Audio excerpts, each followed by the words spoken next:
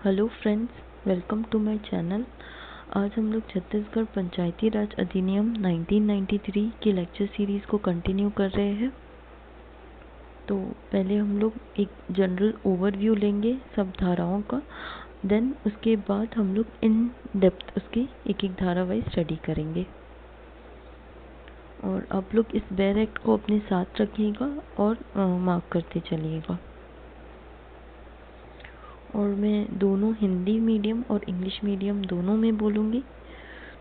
इससे क्या होगा ना कि हिंदी मीडियम वालों की वोकैबुलरी इंक्रीज़ होगी और इंग्लिश मीडियम वालों को हिंदी के नए वर्ड्स सीखने मिलेंगे। तो चलिए बिना देरी के हम इस लेक्चर सीरीज़ को स्टार्ट करते हैं। पहली वाली लेक्चर सीरीज़ में हम लोग आर्टिकल नंबर 48 तक कवर कर लिए थे। आज हम लोग आर्टिकल 49 मतलब चैप्टर नंबर 6 आर्टिकल नंबर 49 से स्टार्ट करेंगे। तो चैप्टर नंबर 6 जो हमारा है वो पंचायतों के कृत्य है। चैप्टर नंबर 6 पंचायतों के कृत्य है, मतलब फंक्शंस ऑफ पंचायत है। इसमें सबसे पहले जो आर्टिकल है वो 49 है। इसमें फंक्शंस ऑफ ग्राम पंचायत दिया हुआ है, यानी ग्राम पंचायत के कृत्यों के बारे में इसमें वर्णन किया हुआ है। और आर्टिकल नंबर 49A भी other functions of gram panchayat है, मतलब ग्राम पंचायत के अन्य कृत्यों के बारे में इसमें लिखा हुआ है। और ये बेशक अमेंडमेंट से लेकर आया गया है। फिर उसके बाद आर्टिकल नंबर 50 में फंक्शंस ऑफ जनपद पंचायत है, मतलब जनपद पंचायत के कृत्य है। तो जब डिटेल में हम लोग इस धारा को कवर करेंगे तो हम लोग बेसिक जो भी इन लोग के फंक्शंस हैं जनपद पंचायत की, ग्राम पंचायत के, उसमें कीवर्ड्स निकाल के उनके बेसिक फंक्शंस को जो एग्ज़ाम में पूछ सकता है उसको याद कर लेंगे। नेक्स्ट आर्टिकल है हमारा आर्टिकल नंबर 51। 51 में entrustment of certain functions of state government to Janpad panchayat, मतलब राज्य सरकार के कतिपय कृत्यों का जनपद पंचायत या जिला पंचायत को सौंपा जाना। तो इसमें बेसिक ये है कि राज्य सरकार चाहे ना तो अपने कुछ फंक्शंस को वो जनपद पंचायत को या ज़िला पंचायत को सौंप सकती है, या फिर सेंट्रल गवर्नमेंट केंद्र सरकार जो राज्य सरकार को कुछ फंक्शंस दी है ना, तो वो फंक्शंस राज्य सरकार जनपद पंचायत या जिला पंचायत को सौंप सकती है। फिर नेक्स्ट धारा हमारी है आर्टिकल नंबर 52 फंक्शंस ऑफ जिला पंचायत, जिला पंचायत के कृत्य। फिर नेक्स्ट आर्टिकल 53 है power of state government in relation to function of panchayat, मतलब पंचायत के कृत्य के संबंध में राज्य सरकार की शक्ति। इसके बाद हम लोग direct article number 62 chapter number 7 में आते हैं, क्योंकि ये आर्टिकल हमारे एग्ज़ाम पॉइंट ऑफ व्यू से इम्पोर्टेंट नहीं है, बेसिकली पंचायत के लिए ये इम्पोर्टेंट है। तो चैप्टर नंबर 7 का टाइटल क्या है? Fund and property of panchayat, panchayat की निधि और उसकी संपत्ति। और ये चैप्टर ज़्यादा इम्पोर्टेंट है, जैसे आपने देखा होगा लास्ट टू लास्ट ईयर और इस साल भी ये पार्ट से क्वेश्चन बने। तो ये पार्ट की जो धारा है वो बहुत ज़्यादा इम्पोर्टेंट है हमारे एग्ज़ाम के लिए। सो धारा नंबर 62 से लेके धारा नंबर 68 तक बेसिकली 6 धारा इसमें चैप्टर नंबर 7 में कवर होती है। सबसे पहले धारा नंबर 62 पढ़ते हैं हम लोग। स्टेट गवर्नमेंट में वेस्ट सर्टन प्रॉपर्टीज इन पंचायत, राज्य सरकार कतिपय संपत्ति पंचायत में निहित कर सकेगी। तो इसमें बेसिकली ये है कि राज्य सरकार अगर चाहे ना तो अपनी संपत्ति को ग्राम पंचायत को दे सकती है, जैसे कि कोई लैंड है या कोई भवन है वो ग्राम पंचायत को दे सकती है और वापस भी ले सकती है। और उसकी क्या क्या कंडीशंस है वो हम लोग जब डिटेल आर्टिकल पढ़ेंगे तो उसमें कवर कर लेंगे। फिर नेक्स्ट धारा में चलते हैं। धारा नंबर 63 क्या है? Assignment of fund to panchayat, मतलब पंचायत की निधियों का समानुदेशन।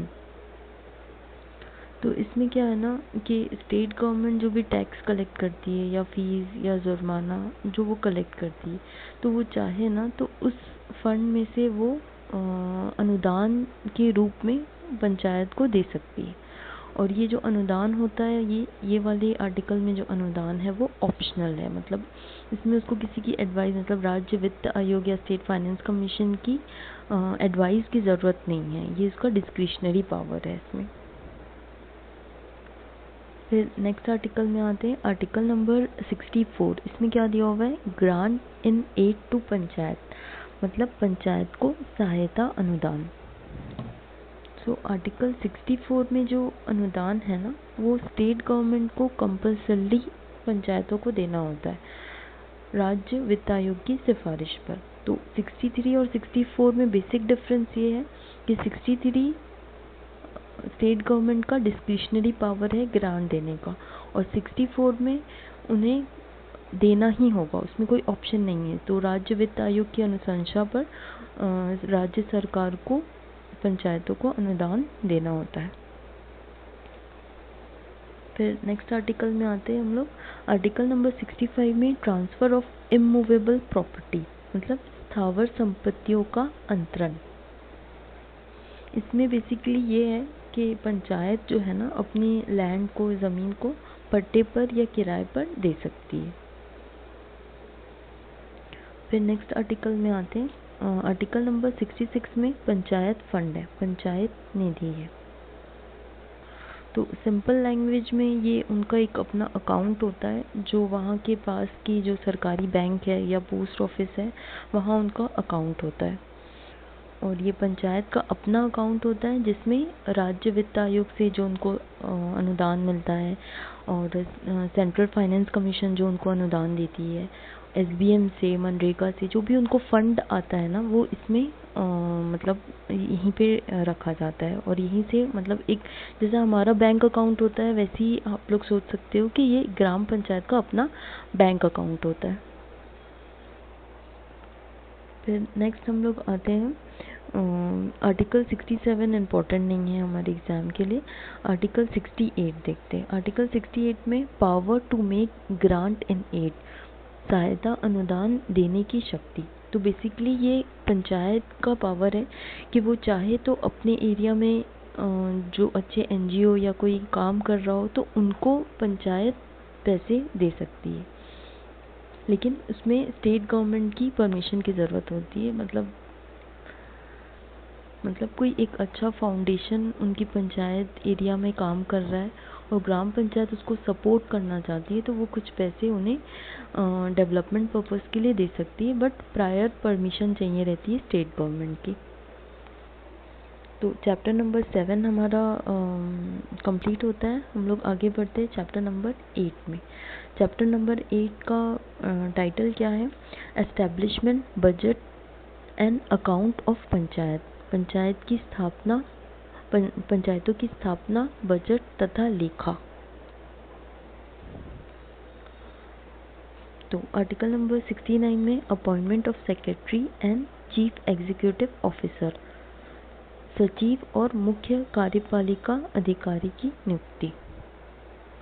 तो जैसे सचिव है ना, उसकी नियुक्ति ग्राम पंचायत में होती है, और जो सीईओ होते हैं, मतलब चीफ एग्जीक्यूटिव ऑफिसर, वो जनपद पंचायत में और ज़िला पंचायत में पोस्टेड होते हैं।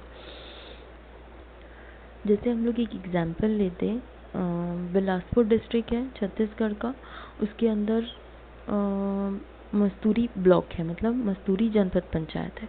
अब मस्तूरी जनपद पंचायत के अंतर्गत 131 ग्राम पंचायत है। तो 131 ग्राम पंचायत में अपने अपने सचिव होंगे, तो मतलब एक सचिव के पास 2 ग्राम पंचायत भी हो सकती है। और जो सीईओ होते हैं वो जनपद पंचायत में होते हैं और ज़िला पंचायत में होते हैं। मतलब जैसे आप सीजीपीएससी क्रैक करते हैं, तो आपकी पहली पोस्टिंग, मतलब अगर सीईओ बने तो जनपद पंचायत में होगी, और अगर आप यूपीएससी क्रैक करते हैं तो आपकी डायरेक्ट पोस्टिंग ज़िला पंचायत में होती है एज अ सीईओ।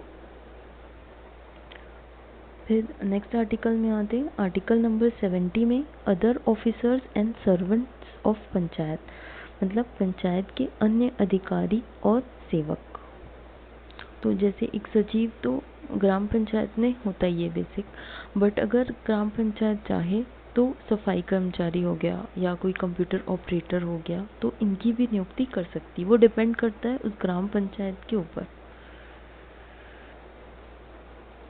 फिर नेक्स्ट हम लोग आर्टिकल नंबर 72 में आते हैं। 72 में functions of chief executive officer and secretary, मुख्य कार्यपालिका अधिकारी और सचिव के कृत्य है इसमें, और इसके इम्पोर्टेंट पॉइंट्स हम लोग जब डिटेल में पढ़ेंगे तब देख लेंगे। फिर नेक्स्ट आर्टिकल है हमारा article number 73, budget and annual account, budget और वार्षिक लेखा। तो आज यहीं तक रखते हैं, और आने वाली लेक्चर सीरीज़ में हम लोग ये ओवरव्यू, धारा को ओवरव्यू फिनिश करेंगे और फिर इन डेप्थ एक एक आर्टिकल को स्टडी करेंगे। और अगर आपको ये लेक्चर सीरीज़ अच्छा लगा होगा तो प्लीज़ लाइक, शेयर और सब्सक्राइब कीजिएगा चैनल को। Thank you.